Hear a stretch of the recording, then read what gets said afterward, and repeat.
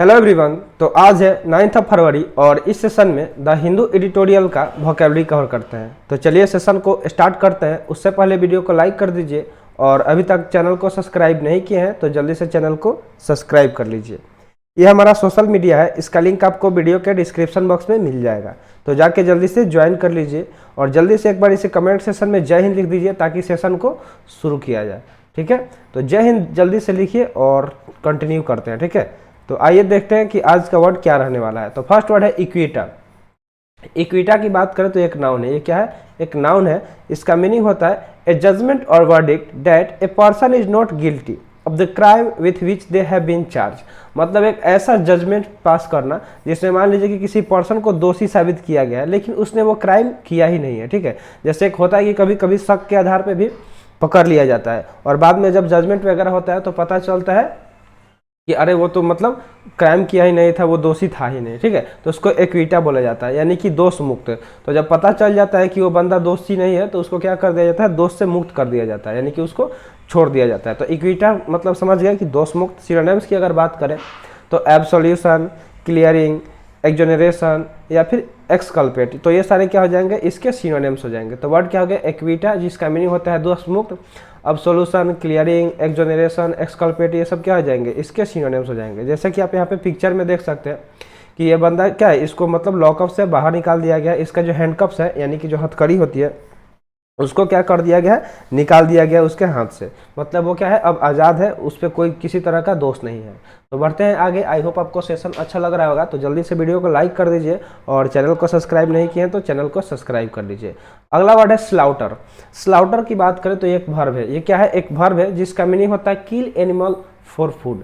यानी कि आप देखते हैं कि जब कभी मार्केट साइड में जाएंगे तो साइड में मार्केट के एक क्या होता है? स्लाउटर एरिया होता है, जहाँ पे जो मतलब जो मुर्गे बकरे इन लोगों का क्या होता है? इन लोगों को काटा जाता है, मतलब फूड के लिए। जैसे चिकन मटन का जो दुकान होता है उसको क्या बोलेंगे? स्लाउटर बोलेंगे। यानी कि क्या करना? इन लोगों का वध करना। किनका? एनिमल्स का। जैसे कि जो चिकन हो गया, जो चिकन बनाता है, जो मतलब वो मुर्गा मुर्गी को काटता है, या फिर जो मतलब मटन जो बनाता है वो क्या काटता है? बकरे को काटता है। तो उसको क्या बोलेंगे? स्लाउटर, यानी कि उसका वध करना, बुच्चर खाना उसको बोलते हैं। सिनोनिम्स की बात करें तो डिस्ट्रक्शन, एक्सटर्मिनेट, लिक्विडेशन, स्लेइंग, ये सारे क्या हो जाएंगे? इसके सिनोनिम्स हो जाएंगे। ठीक है, जैसे आप यहाँ पे देख सकते हैं। ठीक है, तो बढ़ते हैं आगे, देखते हैं अगला वर्ड क्या रहने वाला है। अगला वर्ड है प्रिज्यूम्ड। प्रिज्यूम्ड मतलब यहाँ पे प्रिज्यूम्ड की बात करें तो ये क्या है? एक वर्ब है। ये क्या है? एक वर्ब है। ठीक है, इसके मीनिंग की बात करें तो इसका मीनिंग हो जाएगा suppose that something is the case on the basis of probability. मतलब किसी चीज़ को सपोज करना। क्या करना? सपोज करना, यानी कि मानना कि कुछ क्या है?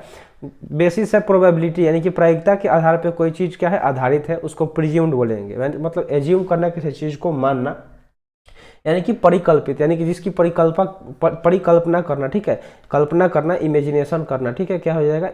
इमेजिन करना, तो उसको क्या बोलेंगे? प्रिज्यूम बोलेंगे। सिनोनिम्स की अगर बात करें तो assume, suppose, imagine, take it, ये सारे क्या हो गए? इसके सिनोनिम्स हो गए। जैसे आपको अभी बताया यहाँ पे इमेजिन, तो देखिए इमेजिन भी आया है as a synonym. Suppose, take it, ये सब क्या हो जाएंगे? तो इस वर्ड के सिनोनिम्स हो जाएंगे। तो वर्ड के साथ साथ पिक्चर को भी देखते रहना है। जैसे इस बंदे के आंख पे पट्टी बांध दिया गया। क्या कर दिया गया? पट्टी बांध दिया गया।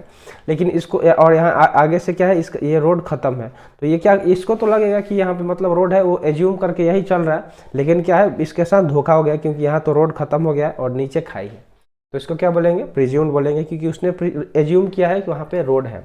अगला वर्ड है एक्यूस्टेशन। तो देखिए एक्यूस्टेशन की बात करें तो यहाँ पे लास्ट में आईओएन आया है। ठीक है, तो जब भी वर्ड के लास्ट में आईओएन है तो वो वर्ड क्या हो जाता है? नाउन हो जाता है। क्या हो जाता है? नाउन। तो ये चीज़ आपको नोट कर लेना है। इसके मीनिंग की बात करें तो इसका मीनिंग हो जाएगा ए चार्ज और claim that something has done something illegal और रॉन्ग। मतलब जो चार्ज किया जाता है, चार्ज लगाया जाता है। ठीक है, कि अगर आप कोई चीज़ इलीगल कर रहे हैं। ठीक है, इलीगल मतलब क्या होता है? गैर कानूनी काम। ठीक है, गैर कानूनी, जो मतलब कानून के खिलाफ है वो काम कर रहे हैं, या कोई चीज़ जो गलत कर रहे हैं। ठीक है, तो कोई चीज़ जो आप गलत कर रहे हैं तो उसके लिए जो आपको चार्ज लगाया जाता है उसको एक्वेस्टेशन बोला जाता है। ठीक है, यानी कि आरोप हो। इसका हिंदी के मीनिंग क्या हो जाएगा? आरोप हो जाएगा। अगर सिनोनिम्स की अगर बात करें तो इसका सिनोनिम्स एलिगेशन, चार्ज, क्लेम या फिर एजर्सन हो जाएगा। तो ये सारे वर्ड आप नोट कीजिएगा। ठीक है, क्योंकि एलिगेशन बहुत बार ये PYQ में आया है, प्रीवियस ईयर क्वेश्चन में, NDA में भी आया है और CDS में भी आया है। ठीक है, तो ये सारे वर्ड आप नोट भी करते चलिएगा साथ साथ में। चार्ज, क्लेम, एजर्शन, ये सब क्या हो जाएंगे, इसके सिनोनिम्स हो जाएंगे। जैसे देख सकते हैं कि इस लड़की पे सब कोई क्या कर रहा है, आरोप लगा रहा है, एक्यूस्टेशन इसको बोलेंगे। आई होप आपको समझ में आ रहा होगा और सेशन एंजॉय कर रहे होंगे, ठीक है। तो अगला वर्ड है कोल्यूजन। देखिए फिर से यहाँ पे ION आ गया, फिर से यहाँ पे आ गया ना ION। तो अभी आपको बताया था कि जब भी वर्ड क्लास में ION आए वो क्या हो जाएगा, नाउन हो जाएगा। वो वर्ड क्या हो जाएगा, तो नाउन हो जाएगा। तो देखिए ये भी क्या हो गया, नाउन हो गया। तो पार्ट्स ऑफ स्पीच आप सोच रहे होंगे कि क्यों बता रहे हैं सर फालतू में। तो फालतू का नहीं है, ये आपको बहुत बार एग्जाम में पूछ लिया जाता है।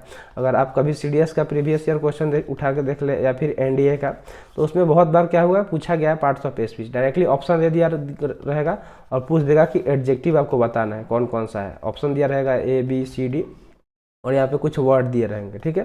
तो इसमें से एडजेक्टिव कौन सा होगा वो आपको बताना रहता है।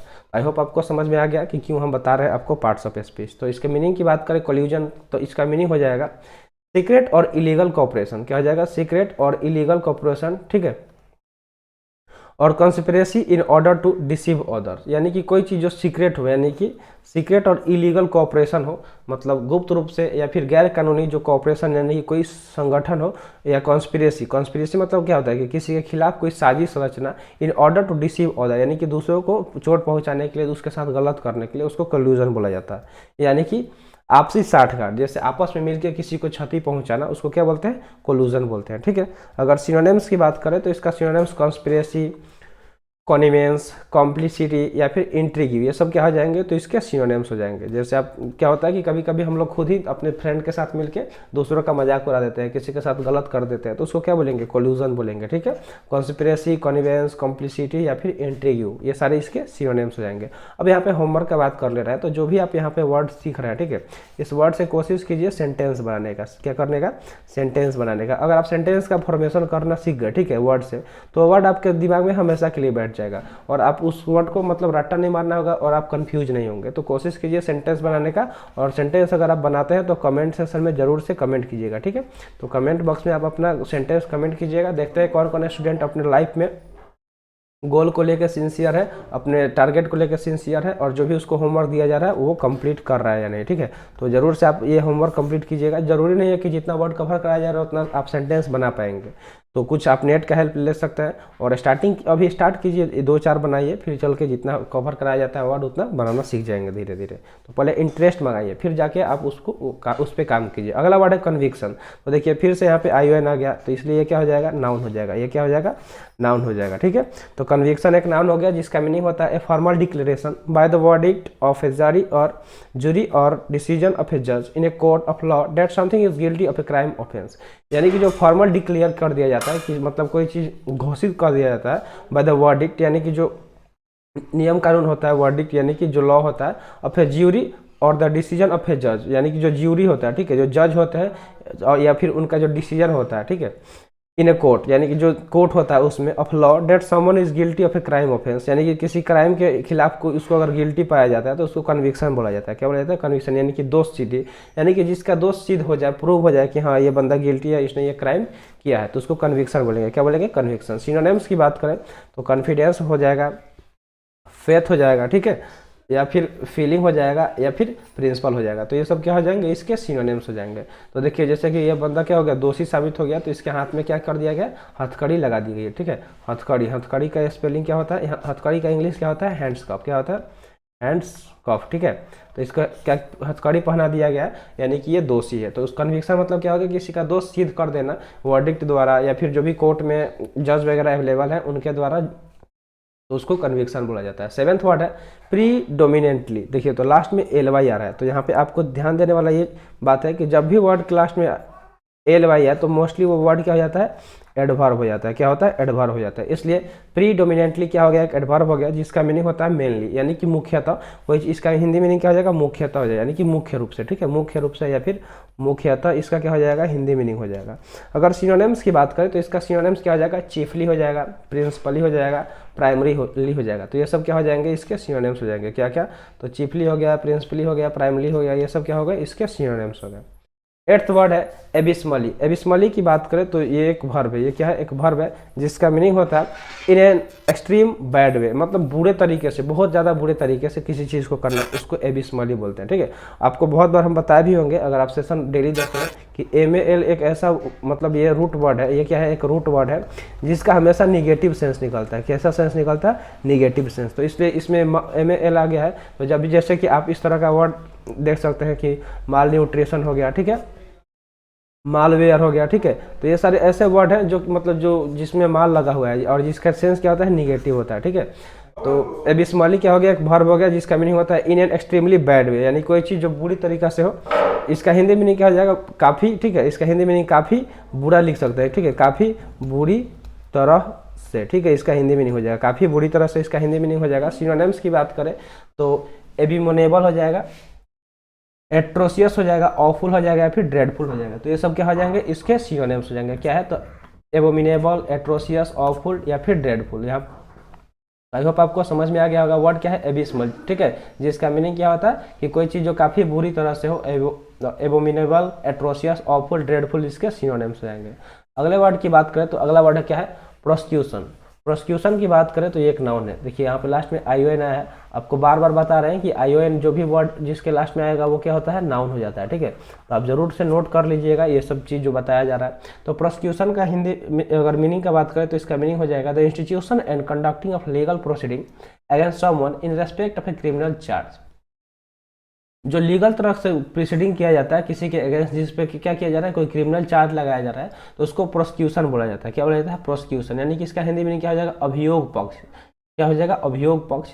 अगर इसके सिनोनिम्स की बात करें तो अरेन, इंडिक्ट, लिटिगेट या फिर स्यू, ये सब क्या हो जाएंगे? तो इसके सिनोनिम्स हो जाएंगे। तो वर्ड क्या हो गया? प्रोसिक्यूशन हो गया, जिसका मीनिंग क्या होता है? अभियोग पक्ष।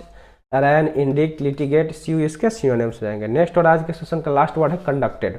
तो कंडक्टेड की बात करें तो ये एक नाउन है। ये क्या है? एक नाउन है जिसका मीनिंग होता है an idea that is taken to be true on the basis of probability. मतलब कोई भी जो आइडिया है, ठीक है, जो विचार है, जो क्या सही माना जा रहा है, किसके आधार पे? प्रोबेबिलिटी के आधार पे, यानी कि प्रायिकता के आधार पे, तो उसको कंडक्टेड बोलेंगे। इसका हिंदी मीनिंग क्या होता है? कंडक्टेड मतलब संचालित। जैसे मान लीजिए कि बहुत सारा एग्जाम है, जैसे आप बात कर ले NDA का, CDS का, तो इसको कौन कंडक्ट कराता है?